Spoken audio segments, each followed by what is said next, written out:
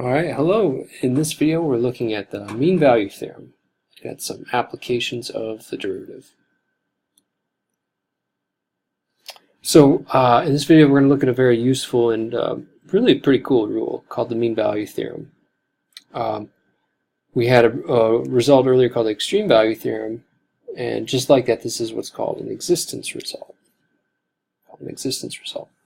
So what that means is it tells us that a certain property or a characteristic must be true, but it doesn't tell us how to find it. So it's very useful, especially in theoretical uses. In practical applications, maybe not quite so much, because we'd like to know how to find something. So anyway, it's still a really cool result, really interesting. So we're gonna look at it here. So before we get to that, we're going to briefly talk about Rolle's theorem. So Rolle's theorem says that for f a function such that it's continuous on a closed interval a to b and differentiable on the open interval, just the interior of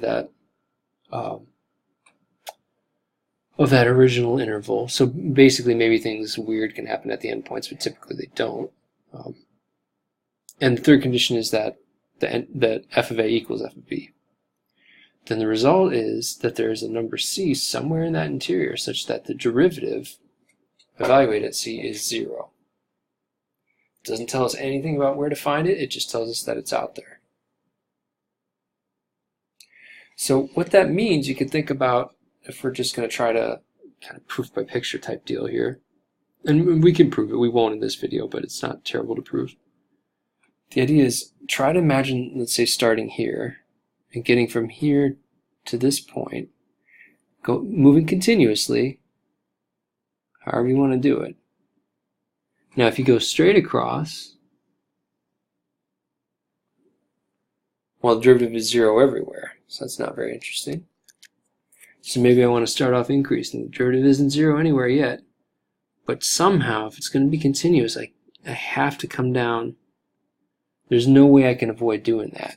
You know, I can't do something like, oh, yeah, derivative is never 0, but it's not continuous, and I need those conditions to be satisfied. So no matter how you do it, you're always going to get at least one, maybe a bunch. Doesn't tell you how many are, doesn't tell you how to find them.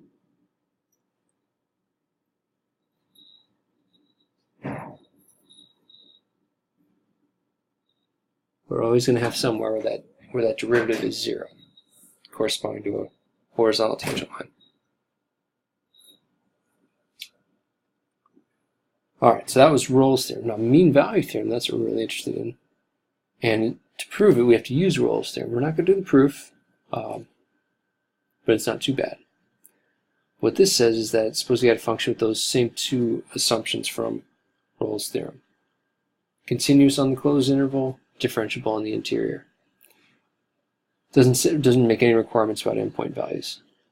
If that's the case, though, then there exists some number in the interior such that the derivative at that number equals f of b minus f of a over b minus a. What is this? This is the slope of the secant line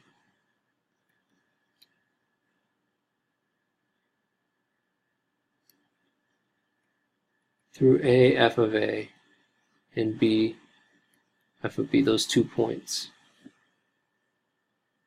If you like, it's the average rate of change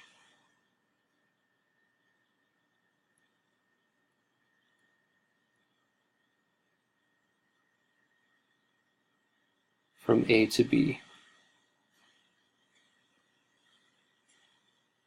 We'll talk about those interpretations in just a sec. Well, actually, we could do that right now. Might as well, huh? So this is going to be the slope of the tangent line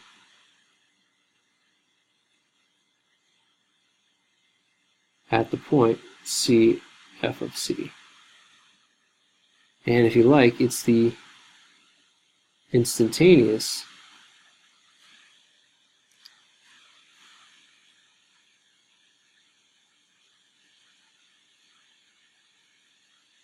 rate of change at C. So thinking about it as slopes of lines, or thinking about it as rates of change, however you want to make that connection with what we talked about before. Well, we've got that there. So that's where the name comes from. So the average rate of change, if you like, average or mean. The mean rate of change of the function. This is saying that at some point in between A and B, the instantaneous rate of change equals the average rate of change, or the mean rate of change. That's where the name comes from. Rolls was named after a guy named Rolls. This is not named after any one person. So what it's saying here is, you can imagine we need to be continuous, and the differentiable is harder to draw to be sure of. Just let's say no corners or no weirdness like that.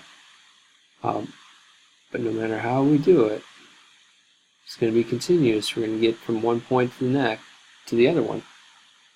What this is saying is that slope of that tangent line, slope of that secant line connecting them,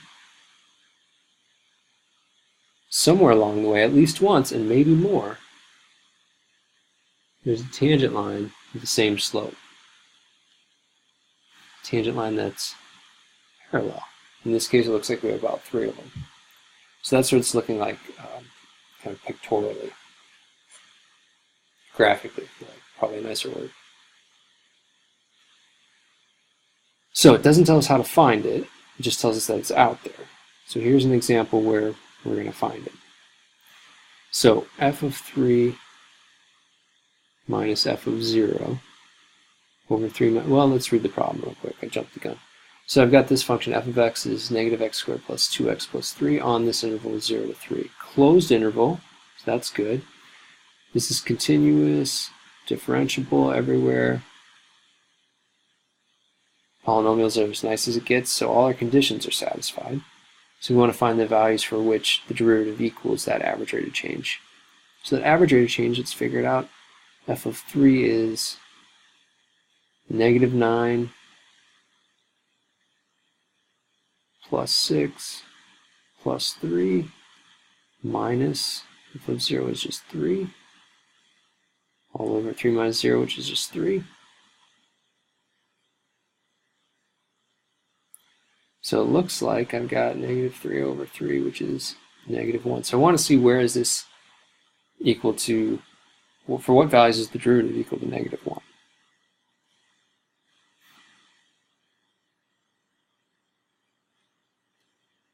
So now I need to solve f prime of c equals negative 1 for c. Well, f prime of c is negative 2x plus 2. Whoops, no, misspoke. Negative 2c, because I had a c there, not an x.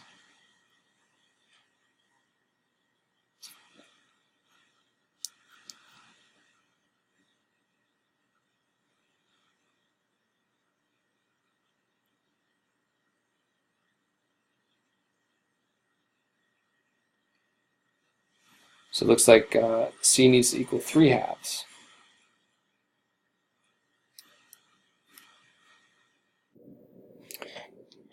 So, oops, what just happened? There we go, sorry, a little technology hiccup there. So that's the x value where the derivative of the function has the same slope as that average rate. The derivative equals the average rate of change. So that secant line through those 2 points, that slope is the same as that tangent line slope. So if you like, tangent line would be y equals f of 3/2 minus 1 times x minus 3/2. If you want to go look at that, you can see, plot that next to that parabola there. You can check that out. That's kind of a side note. We found c like it asked us to. Okay, so that was just one quick example. Don't have a ton to tell you, but like we said, this is more useful as a theoretical tool. So that's what I'll close with, a couple of results. One thing, if f is differentiable and f prime is 0 at all points, then f is a constant function. That's proved using the mean value theorem. A quick way of thinking about that would be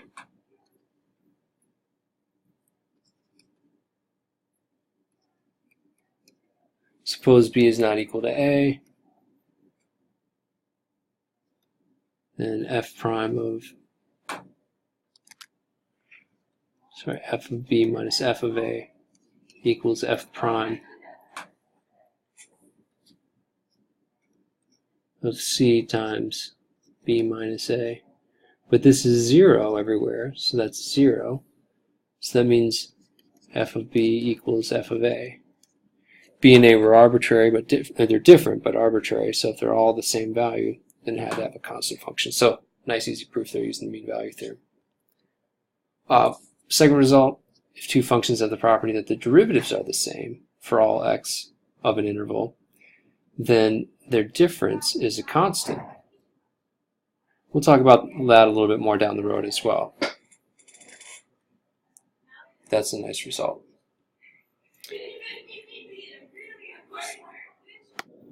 Finally, something that's a little bit, we'll see a little bit sooner topic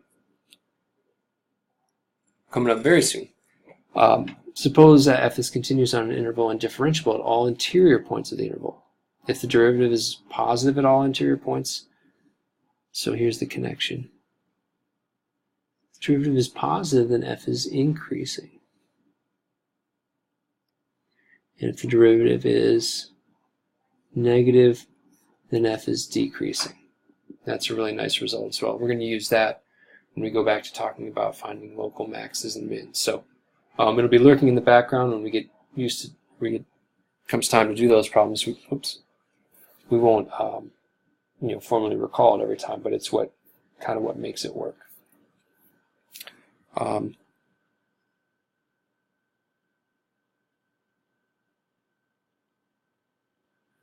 So I think that's a good stopping point. So mean value theorem, you want to know what it says. A couple of problems. Basically, once you check the conditions are satisfied, it comes down to solving an equation. So a lot of algebra there. Its greatest use is in